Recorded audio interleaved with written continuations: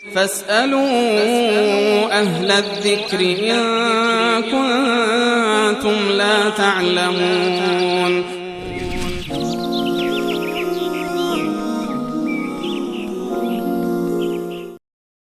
برادر یا خواهرمون سه شماره اخیرشون 938 از ارومیه پرسیدن که انسان بعد از مرگ به چه سنی میرسه؟ شاید منظورشون در بهشت باشه یا در دوزخ. بعضی از علما میگن 14 سالگی، بعضی میگن 33 سالگی. کدام صحیح هست؟ اون چیزی که مسلم هست انسان بعد از وفات به صورت جوان هست که به اصطلاح این حالتی، یعنی زندگی آخرت با زندگی دنیا قابل مقایسه نیست. این عوارضی که این در عوارض به اصطلاح جسمانی یا عوارض روحی روانی که به انسان دست میدهد در دنیا، این عوارض را در روز قیامت و در بهشت انسان نخواهد داشت.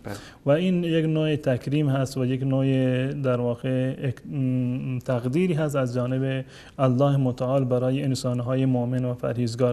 و یک روایت جالبی هست درباره شوخی‌های رسول الله صلی الله علیه و سلم که یک پیرزنی اومد در محضر ایشان، در اگر اشتباه نکنم راوی در منزل حضرت عایشه رضی الله تعالی عنها، رسول الله صلی الله علیه و سلم فرمودند که پیرزال‌ها به بهشت نمی‌روند. پیرزال به بهشت راه نداره. اون بنده خدا متوجه یعنی اصل قضیه نبود، بسیار ناراحت و افسرده شد و بعد از این حضرت عایشه رضی الله تعالی عنها متوجه شد که این بنده خدا ناراحت است و اینو منعکس کرد به رسول الله صلی الله علیه و سلم.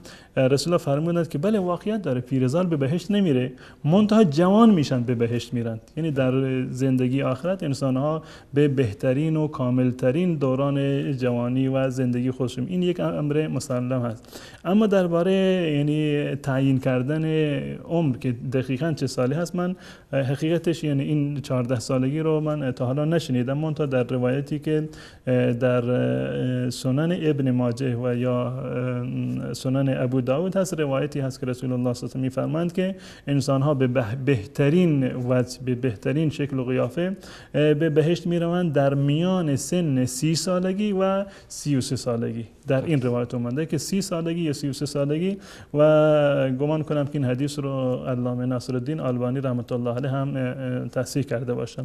پس بنابراین به صورت جوان میروند و در این روایت هم اومده که بین 30 سالگی و 33 سالگی. اما روایت 14 سالگی رو من سراغ ندارم.